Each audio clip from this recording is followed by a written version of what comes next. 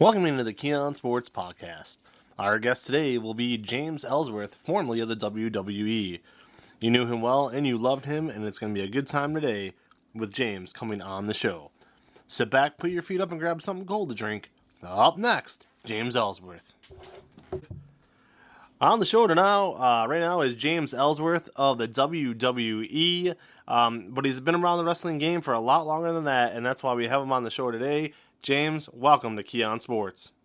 Thanks for having me. Happy to be here and happy to be healthy and talking to you. Oh, absolutely. You know, and we do our research and everything, and I wanted to ask you, what path did you take to get into pro wrestling? Because there's always a million different ways to get into the game. What path did you take to get into pro wrestling, and who came up with the name Pretty Jimmy Dream? Well, yeah, so right after high school, I was 17 years old. 4 days after high school, to be exact, I signed up for wrestling school here in Baltimore. It was called Bone Breakers, where I trained under a lot of guys. One of the notable one I want to always give praise to is Axel Rotten. And I was 17 when I started. And yeah, I just wanted to do it my whole life. So that's how I got started. And the name Pretty Jimmy Dream, that didn't come until, I guess, around 2007. Like, I didn't have a gimmick. I was just Jimmy Dream because I used the name Dream because wrestling was my dream. Mm-hmm. And so I was just Jimmy Dream, and I was like, man, this ain't much of a gimmick, and, you know, it's just boring when you just have a name and no gimmick, so I did the Pretty Jimmy Dream thing, because, I don't know if you guys noticed, I'm really not that pretty, so I just thought it'd be a good, heel thing to do, to act like I was the most beautiful guy in the world. So I started doing that. Then my friend Adam, his name was Adam Ugly, so we're like, let's be a tag team, Pretty Jimmy and Adam Ugly, Pretty Ugly. It's just a cool little gimmick, so just started doing that on the indies early on. Yeah, that works well, man. It reminds me of the old days. There was a tag team in WWF called Well Done, Timothy Well and Stephen Dunn, so yeah, definitely clever. Stephen Dunn, Well Done, yeah, I remember them. Yeah.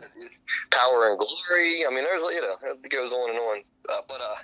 Yeah, so it was a lot of fun, man. The Pretty Ugly gimmick was before its time. It was a really good gimmick. It's a gimmick I probably could bring back now, and people would get into it because it was just so cool, man. Like, I would wear fishnets and mascara and put my hair up in a mohawk, and like my partner, you know, he was chunky and had like a bunch of tattoos and like would pick his nose. I don't know, it was just very interesting. Where he wore a toilet seat around his head. It was cool. That's hilarious.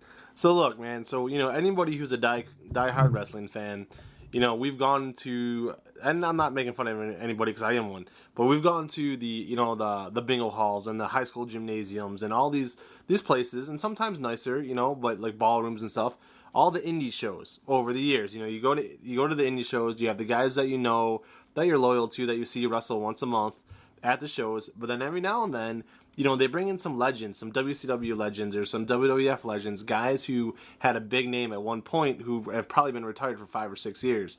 In all the years you were wrestling on the indies, who were some of the like WWF legends and WWE legends you came across who, you know, probably gave you the best advice? Oh, man, like Matt Hardy was one of them when he was on the indies after his, first WWE run. You know, I just got to know him a little bit while we were on the indies. He would give me some real good advice. Very smart guy, very just awesome guy. Nikolai Volkov lived here in Baltimore where I live, so I would ride him to a lot of shows. We'd just be in the car together, and man, he was just so smart about the business and about how you got to save your money and invest it, and he would give me great advice about that, which, I mean, is really helping me out a lot, that advice he gave me. And, Axel Rotten, like I said, he trained me. I would be up and down the road with him. There was a guy named Christian York, had a little run in TNA, which Christian York, man, was, if you look him up, he was an outstanding wrestler. He looked great. I just always thought he should have got a bigger run than he did. He had, like I said, he had a little TNA run, a little run in ECW. He's done some enhancement stuff for WWE. He was just great, man. So I, listen to him a lot. Tatanka, I did some shows with Tatanka, and he was always willing to give advice. Shane Douglas. I mean, it's a lot of them, man. Here's the thing, and I tell a lot of guys that are just getting in this, just getting in wrestling, or indie guys in general. I tell them, man, like, if there's a legend on the show or a guy that's made a living or is making a living or has made a living wrestling, those are the guys you want to talk to, because those are the guys that made it to the big companies and made it in this business and then did it for a living. That, like, if your living is wrestling, which, you know, I'm still doing it for a living, like, that means you're doing something right in the business. And I always tell guys that haven't been able to do that yet, haven't got to that point in their career, find those guys and listen to those guys, because those are the guys that are going to give you the best advice, because they've been there, they've done that, or they're still doing it. Yeah, I mean, that's right on. You know, that's accurate as it gets, and that goes in any profession. You know, if you can do something you love as a job, you're clearly doing something right. You know, obviously you've had a little bit of luck, you have a lot of skill, but yeah, I mean, no doubt about it. There, I agree. You know, so for you, considering, you know, the WWE would come to Baltimore, you know, on average, we'll say 2 or 3 times a year. I do know sometimes they use local talent as enhancement talent, or in your case, the legend has it, you were a Rosebud, were you not?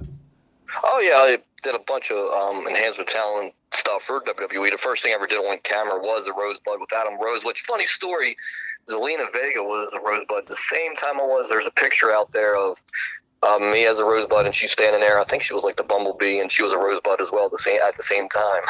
Pretty cool story. Yeah. Yeah, I mean, and I want to look a little bit deeper into it, but I want to say that Braun Strowman was one at some point too, 1 or 2 shows. I'd really have to dig deep on that one, but I think he might have been, you know, before they packaged him. Yeah, he was. Like, anybody that was like new to NXT and hadn't been on television yet was a Rosebud. Becky Lynch, Carmella did it. I mean, like Simon Gotch. Like, anybody that just hadn't appeared on TV yet, they would just throw in as Rosebuds for NXT. Yeah. So let me ask you this now: did you know? And if you can't talk about this too much, it's cool. But did you know, going into the storyline with AJ Styles and Dean Ambrose, now known as his real name Jon Moxley, that you would eventually turn heel on Moxley and help Styles? Or is that the type of thing, you know, they tell performers the day of or like the night before? Or did you know all along that's probably how that was going to go for you? I knew the night before, and to this day, I had mixed emotions about it, because, like, I really, really enjoyed working with John, and, like, it was like he was like badass crazy, and my character was like doofus crazy. Yeah. So yeah, like, we were both two. You know, I think JBL on commentary one time called us 2 car crashes in one garage or something along those lines, and I just thought it worked so well that I would have liked to seen what happened if we would have continued working together after the AJ Styles angle, and, you know, see if we could, you know, I could have been his little buddy going forward for a little while longer. So, I mean, when I did that angle, we did it from, I think, October till December, so 3 months, 2-3 months, and I don't know, I always thought, man, I would have liked to have gone a little longer than that. But on the other hand, like I said, I had mixed feelings about it. I really knew my character could be a really good heel, because I played heel on the indies a lot. That's what I was doing a lot on the indies, and I just, like, knew I could do, like, good promos. I could be a heater for somebody. And so when I turned on them, and they told me before I turned on, they're like, hey, when you turn on Ambrose, the next thing for you is you're going to be with Carmella, which she had told me. She pitched that idea, so I didn't know they said yes to it, but I was you know, new at the company at the time, so I was just happy that I already had something else planned for me after the angle anyway. But again, it would have been cool just to work with them a little longer, I think. That's just, you know, my humble opinion, but I mean, it worked out for me. I really had fun with Carmella, obviously. You know, and Carmella, a lot of people don't realize, is a second-generation wrestler. Her father was actually an enhancement talent back in the 80s and 90s, so she does have wrestling in her blood. Obviously, she was going through something at the time. I want to say she was dating Big Cass. So, I mean, she was around wrestling. It was around almost every aspect of her life. How did you enjoy working with her? Because on screen, she really comes across as a very hard worker. You know, how did you enjoy working with her? Oh, she is fantastic to work with, man. I always tell everybody in every interview, she's a very, very smart woman, very intelligent. I mean, she always looks the part. She keeps herself in great shape. She dresses very nice, always wears a good outfit. It's always different, always changing things, always reinventing herself. She hasn't been on TV much lately, and every time she's not on TV, I'm like, why are they not using her? She's great. And maybe it's just me being a homer, but I think she's amazing, and she was amazing to work with. And again, it was kind of like Ambrose, but I spent 11 months initially with Carmella, and then I came back and spent another 2 with her. So I worked with her a total of 13 months. And I think they could have got more out of it. Because to this day, we never really broke off. It would just Paige, fired me on SmackDown, and that was the last you saw of me. And so that was just another thing. I think we could have got more out of it, but we did get a lot out of it, and I think it was a heck of a story with her and I.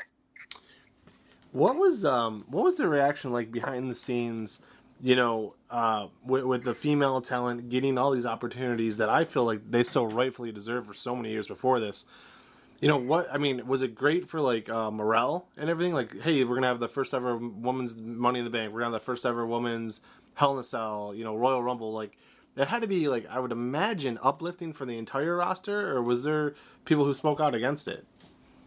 Nobody spoke out against it. Here's the thing: women wrestlers, they're wrestlers, just like men wrestlers are wrestlers. I just look at it as that. We're all just wrestlers. Look at Becky Lynch. She became the top babyface in the company over the last year and main event at WrestleMania.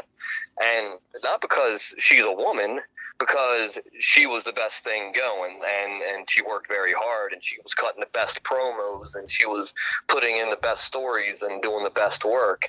And I had nothing to do with her being a woman. She was just that damn good. And I think it's good that now the women are, I think, looked at as equals, and always probably should have been, but they are now. And I think you're going to see more of that. Like right now, man, Sasha Banks and Bayley are killing it on TV. You could put them in the main events right now, and nobody's going to blink an eye. And I thought, man, I put up, it's either on my Twitter or my Facebook or whatever, a couple of years ago, WrestleMania 32, I want to say. Yep. Sasha, Becky, and Charlotte in a 3-way. Tore it up. And, or it might have been Bayley. Was it about Sasha, Becky, and Charlotte? I think it was Sasha, Becky, and Charlotte. It was. And it was just, I remember the build-up for that match was really good. And I remember the week of WrestleMania or the day of, I wrote, the women could main event this year's WrestleMania and no one would blink an eye. It would be great. And it's funny. So that was, I think, WrestleMania 32 I tweeted. That was before I was with the company. And so what was it, WrestleMania 35 that happened 3 years later? Yeah. I thought 3 years before that. I have that tweet or that Facebook status somewhere. I screenshotted it, but yeah, man, it was a good morale backstage with the women, and it is right now too, and rightfully so. No doubt about it. And it's funny you say that, because I've been writing about wrestling. I want to say maybe 5 or 6 years at this point, and I remember doing the post show for that and writing down and saying, hey, that was the best match on the card. Was the Lynch Charlotte Banks match, and wait until they get Bayley up here in a couple months, which they eventually did. It was just, to me, I thought the match was incredible. You have 100,000 people in Texas at Dallas Cowboys Stadium. I really do. I really think they stole the show. So let me ask you this, because you've been pretty vocal in this interview about different ways you were booked and how things were played out. So let me ask you this. Do you think that it was a mistake to have you personally win the first ever women's Money in the Bank? And I know you know what I'm referring to.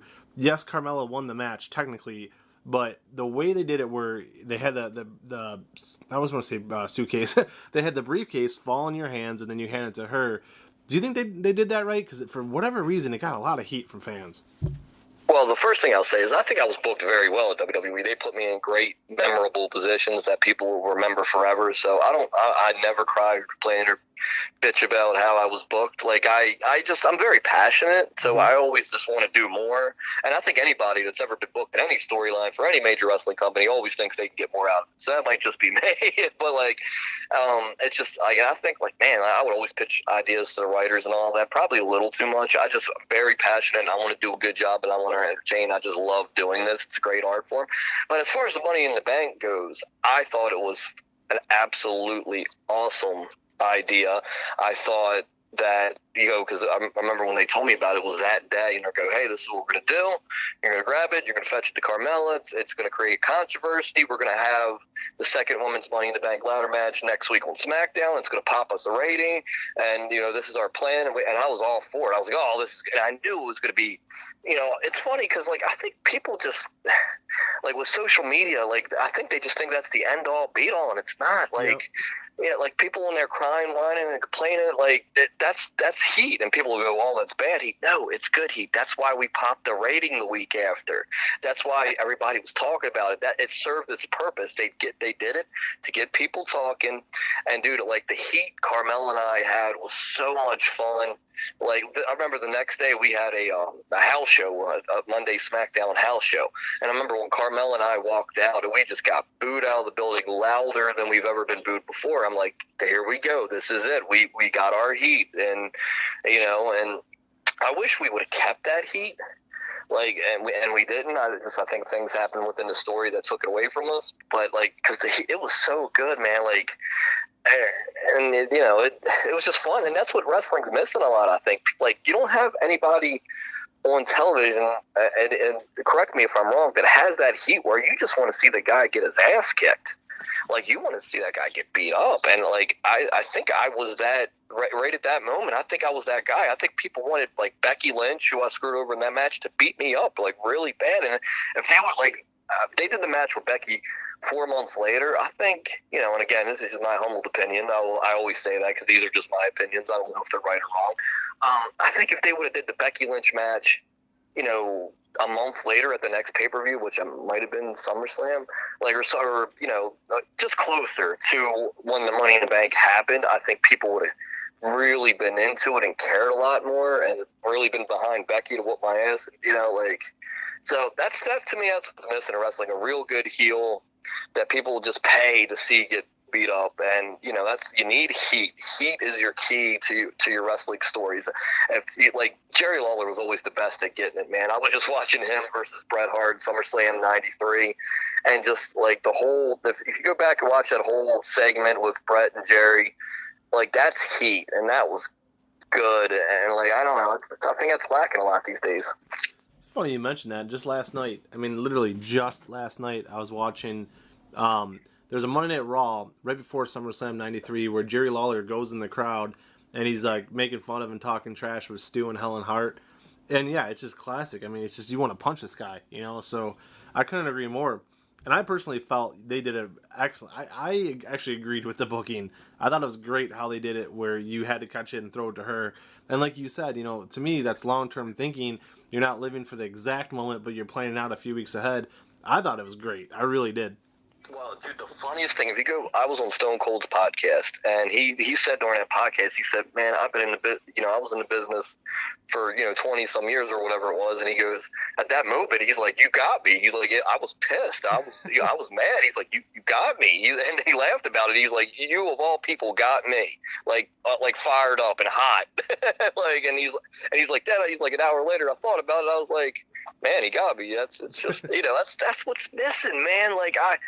I just love, I think, MJF's doing a good job of being a heel, but but I still think people, love him, because he's just so good. And it's, but he's doing the right things, man. He is. And I think he's definitely going to get that heat. But, it's just hard. Baron Corbin, who I like. I know a lot of people don't like him, but he at least has a little bit of heat, where people don't like him. And, maybe it's going to take for him doing something to the right baby face for them to really care, because you need that too. You need a really good baby face for a really good heel to play off of for people to really, really get into it. It's I think Corbin's trying to. He's really trying to be a heel. You can tell he never wants to be a baby face. He's all into being a heel, and and that's, again, I think a lot of people like to be over on the internet, like to be cool and like to get likes and retweets, and I don't think Corbin's that guy. And I hope he's put in the right position one day where something happens where he does something to the right baby face and people really want to see him get his ass kicked, and hopefully it happens for him, because he's a good guy, and I think he works hard, and I think he gets a bad rep sometimes, but he's really trying to get that heat I'm talking about, I think. Yeah, I couldn't agree more. It's funny. I swear, man. I would tell you different. I really would. But pretty much everything you're saying, I have written down in a notebook. I mean, it's just you're dead on accurate yet again. I've been saying that about Baron Corbin for months now, almost a year. He has really perfected his craft as a heel. I think he was the absolute right choice to have win King of the Ring. You almost always want to have a heel win that for that reason, and I think he's been excellent. I was kind of hoping. I don't know if man, everything's so screwed up now, but I think it was this past year. In that feud with Roman Reigns, I really wanted him to get a few wins, at least 1 or 2 wins, to make him a little bit stronger. But again, it is what it is. Moving on from that, I guess. Now, here's the thing. So, it was such a cool concept with you because it was one of the first times in a long time since really like Stevie Richards and Victoria. This was really the first time in a while with you and Carmella where they kind of had a male manager, managing a female, or that was basically the gimmick. Do you think something like that, a storyline, could work long term with that? Because I personally feel that it could. Well, we had, in this day and age, things move so fast and things get broken up so quickly. I thought we had a hell of a run, and like I said, it could have been longer. I think a lot of things could be longer. That's just my opinion. Like, well, they're shorter along. Like, a lot of things just move too quickly. But her and I, like I said, we got a total of 13 months out of it if you add everything up, and that's a hell of a run, especially this day and age. But, they had Robert Stone with, and I like him, dude. He's a great, I got to know him a little bit on the Indies, and he was with TNA as Robbie E for a while. And they had him with Chelsea Green there for a while, and they broke that up out of nowhere, dude. It's one of those things where it kind of popped me because I didn't see it coming. They were doing it backstage, and she just kind of fired him. Yeah. And I was like, and first thing I thought of, I was like, oh, okay, well, I guess she's going to the main roster and he's staying there. Maybe that's why. Maybe Vince thinks she just fits what he likes and she's going to the main roster. Which, Chelsea's great too, dude. I got to know her a little bit and she's fantastic, and I think she's going to be a big star there. And, maybe Robert Stone goes with somebody else that might need that heater more than Chelsea Green, because Chelsea probably doesn't need it. She could probably do well on her own. And, but that's why I was like, man, they broke that up already? Like, I thought that was, like, them two together, because they're both so talented, I thought it's going to work out good. But, again, it might have been one of those things where it wasn't needed. But, yeah, that's just an example of how things moved so quickly. Like, it's, title, I like how the title reigns are starting to be a little longer. Like, Becky had a long reign. Bayley's having a long reign. Adam Cole is having a long reign. Like, I especially the NXT, you could tell, like, it's a lot, they have old school thinking, Triple H and those guys that are doing that with the long, the long title reigns, and the stories on NXT do last a little longer than the main roster stories. It seems like the one main roster story I keep going back to on this phone call that I like a lot is Bayley and Sasha, how they're slowly building one of them turning on the other, and you just don't know which one it's going to be. Mm-hmm. And like, I love that, man. Like, if you like with any TV show, like, if you let a story play out for a while, then and you build up and you build up and you build up, and then at the end of that story, when something finally happens, like, I think Walking Dead's been great with that over the years. Like, and that's why it's one of the biggest shows in the world. I don't know, but a lot of stuff just moves so fast. In 1 second, Andrade and Angel Garza are a tag team. The next second, they're not. And then Austin Theory's with them. The next second, he's not with them. And I can't keep up with it. I'm like, wait, ain't Austin Theory with Zelina and her group? Or no, now he's with Seth Rollins. Garza and Andrade are a tag team also. This will be good for a while. Wait, they're broken up. Like, it just happened so quick. Like, I can't keep up with it. Yeah, and I think that's why fans are attaching themselves more so to the feuds right now on SmackDown. I'm not trying to play writer versus writer, because I think Bruce Pritchard now does both. But SmackDown just seems to have the storylines right now that are a little bit more long, drawn out there, and it just appears to be working. So I couldn't agree with you more on that one too. So 3 questions left for you. It looks like we have enough time for 3 more. Who was the most talented female worker you had the privilege to work with during your WWE run?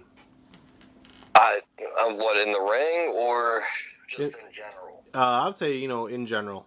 And you could pick a couple. It's cool. It's just hard because they're all great in different ways. Like, Becky Lynch, obviously, she would have to be number 1 because it just makes sense. Like, any town we went to for house shows, and I base a lot of it on the house shows because those are your diehard wrestling fans because they're going to the house shows. They know it's there, mm-hmm. And Becky would get a huge reaction every single night. Like, before she ever became the man character and everything, she was always popular with fans, always worked hard, always, went to bat for herself and for the other girls and for everybody that she, was working with, including myself. She pitched the match, for her and I. So she, she became this generation's biggest women's stars. Obviously, she was the main reason why there was a women's main event at WrestleMania, her and Rousey and Charlotte. But so her would be one.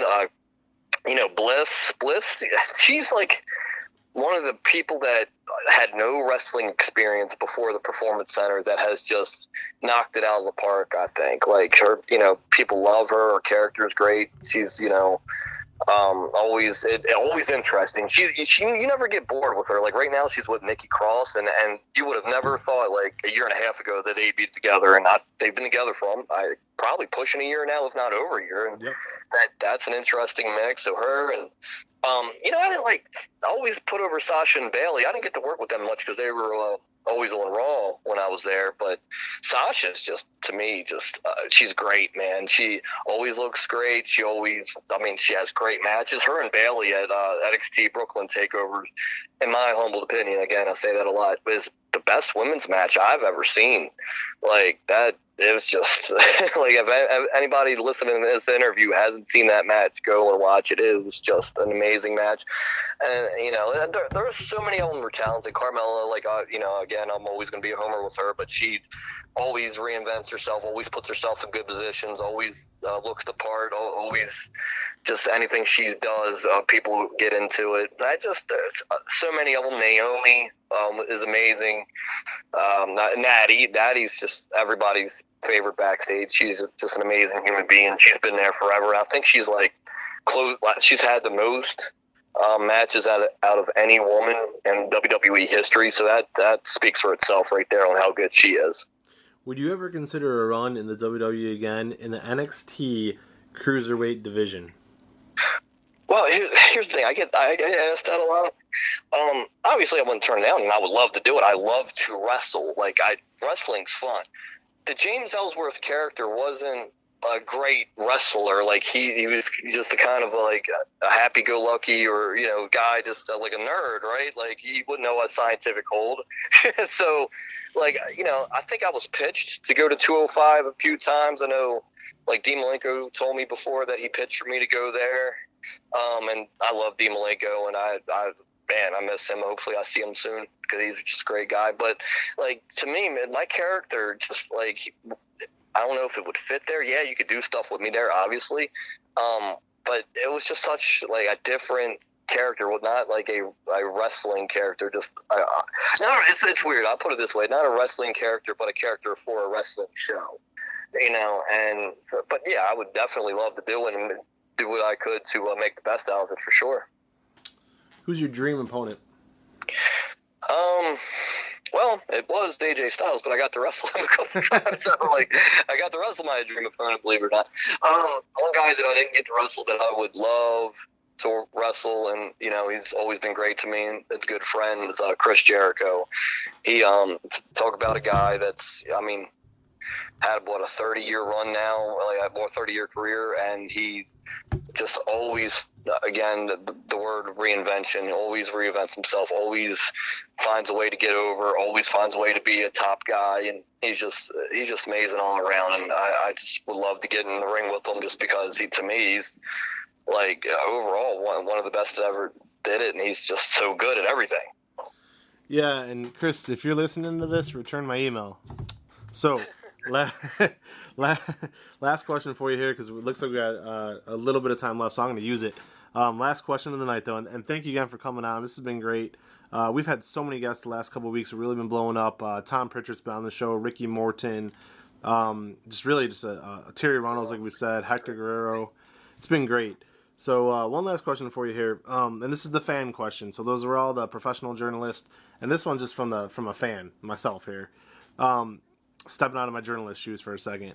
So, like I said before we got on the phone, I know a lot of performers, wrap up the night. If there's catering, they'll take care of that. If not, they got to grab a quick bite and then drive to the next town, start over the next day. What was your routine? So from the time a SmackDown would end or a Raw would end, whatever show you were working that night at pay-per-view, what was your go-to routine until the very next card would begin? Walk me through a day in the life of James Ellsworth. Well, the main schedule when I was there, like the normal schedule, the routine, obviously, do you have your tours where you're gone for 14 to 21 days, like European tours on. But like a regular schedule would be, I would start on Saturday doing the house shows, do house shows Saturday, Sunday, and Monday, those weird Monday SmackDown house shows, which there's only probably 50 of us that know how they are, but and then Tuesday would be SmackDown, so it'd be those 4 days. Saturday, I'd wake up real early, take a shower, get on a plane to whatever town I was going to, get in town, eat right away. I'd go to the gym and do cardio. I'm not going to act like I'm going to hit the dumbbells or barbells or ring bells or whatever bells they have in there. I would go there and do cardio, because if I don't do cardio, I'm going to get a lot more, obese than I'd like to be. So I do cardio every day. So I would do cardio, take a shower, go eat again, go to the building. If the check-in time was 5:30, I'd get there at 4:30. I'd always get there an hour early. That's me. I've been like that with any job. And then, do the show. And after the show, I'd go out and see who was getting something to eat. Ask any of the guys, hey, who's going out to eat? And I just like to eat too. I don't know the reason I have to do cardio every day. And so I'd go eat and then go back to the hotel and go to sleep. Haven't really been much of a party guy, or let's go out and drink a lot. I mean, every now and then I enjoy the occasional brewski, but not all the time. So, but yeah, that'd be it, man. That'd be a day like that would be my normal routine. Excellent. Honestly, man, this was great. Like I said, we've had a ton of guests the last couple of weeks, really been blowing up. But it was definitely good to talk to you. As I looked down my list of guests, I want to say pretty much everybody, with the exception of Elle Snow, is now either completely out of the business or just has a school somewhere. So it's great to talk to you. You're still so fresh with it all. As we wrap up today's interview, is there anybody you want to give a shout out to, say hello to, and any last messages for the fans out there? Oh, yeah, man, I'd just like to say, man, I had a great time at WWE. Like I said, they put me in a lot of great positions, a lot of memorable positions. I don't think anybody's ever going to forget the first ever Women's Money in the Bank ladder match, and I got to be a part of that. So I really, really enjoyed my run. I always say, man, they gave me my dream. I got to travel the world on their dime, and I had a lot of fun. I have nothing negative to say. Obviously, anybody that's been in the positions I was in would have loved for it to last longer, but sometimes it's goodbye for now, not goodbye forever. I'm going to continue to work in the wrestling business, do indies, help people as much as I possibly can. So that's what you do when you've been to the Graceland. You pull your hand back and you try to bring up the next person. I think that's missing a lot.